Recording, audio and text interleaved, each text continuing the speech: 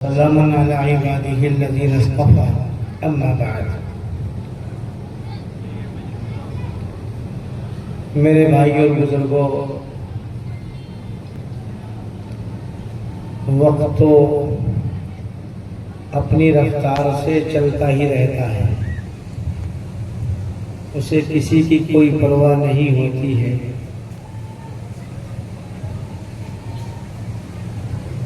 اس لیے وقت کی قلت کی شکایت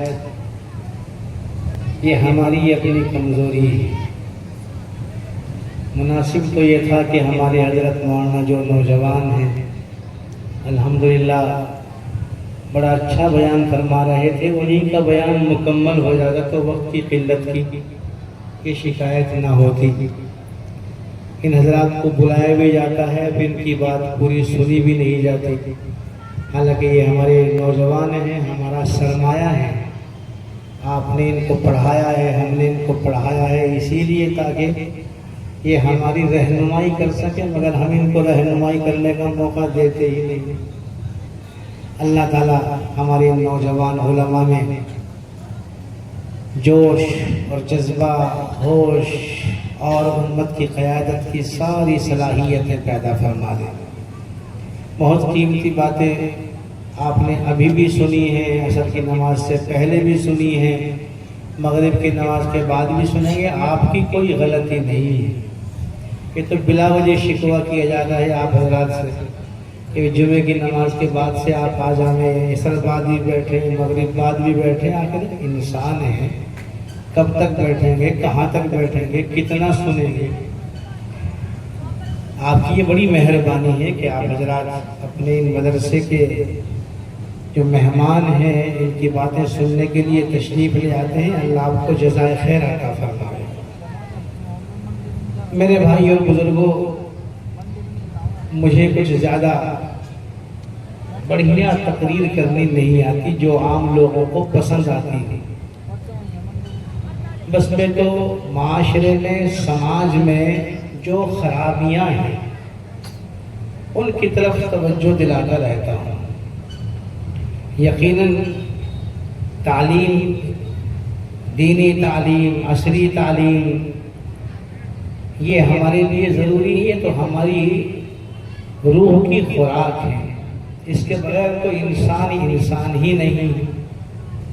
اگر کسی کے پاس علم نہیں ہے تو وہ انسان نہیں ہے۔ جیسے اور بہت سارے جانور زمین میں اللہ نے پیدا کیے ہیں، کھاتے ہیں، پیتے ہیں، بچے پیدا کرتے ہیں، ایسے ہی ایک انسان دنیا میں آیا، کھایا پیا، مکان بنایا، بچے پیدا کیے اور چلا گیا۔ تو اس کی زندگی میں اور جانوروں کی زندگی میں کوئی خاص فرق نہیں ہے۔ اللہ نے جو امتیاز انسانوں میں رکھا ہے وہ علم ہی کی وجہ سے رکھا ہے کہ جانوروں کو اللہ تعالیٰ نے ایسا علم نہیں دیا جیسا علم انسانوں کے پاس ہے۔ حیوانیت اور انسانیت میں جو فرق ہے وہ علم ہی کا فرق ہے۔ اس لیے یہ مدرسے قائم کیے گئے ہیں تاکہ بچوں کو پڑھایا جائے، سکھایا جائے، ان کو زندگی گزارنے کا طریقہ سکھایا جائے۔ یہ ہمارا جو علم ہے جسے ہم دینی علم کہتے ہیں، دینی تعلیم کہتے ہیں، یہ زندگی گزارنے کا طریقہ ہمیں بتاتا ہے کہ ہمارے ذمہ حقوق کیا ہیں، اللہ کے حق کیا ہیں، اللہ کے بندوں کے حق کیا ہیں، رشتہ داروں کے حق کیا ہے، پڑوسیوں کے حق کیا ہے۔ اگر امام ہے تو مقتدیوں کے حق کیا ہے، اور مقتدی ہیں تو امام کا حق کیا ہے۔ ایک دوسرے کے حقوق ہم سیکھ لیں، جان لیں، یہی دینی علم ہے۔ اور ان حقوق کو جاننے کے بعد پھر ہم ان کو ادا بھی کریں تو یہ اس علم کا نتیجہ ہے۔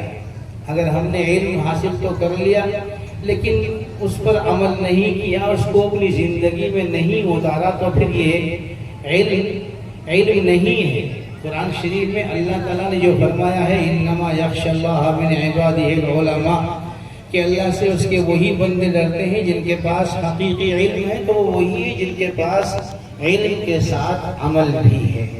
اسی لیے میرے بھائیوں یہ مدرسے اسی لیے قائم کیے گئے تاکہ سماج میں، معاشرے میں جو خرابیاں ہیں یہ پڑھنے والے حضرات پڑھیں، سیکھیں اور پھر اپنے لوگوں کی قیادت کریں، ان کی رہنمائی کریں، ان کو بتائیں اور سکھائیں۔ یہ تو بہت ساری برائیاں ہر زمانے میں رہی ہیں اور آئیں گی، آتی رہے گی، لیکن اس وقت جو میں سمجھتا ہوں اپنی سوچ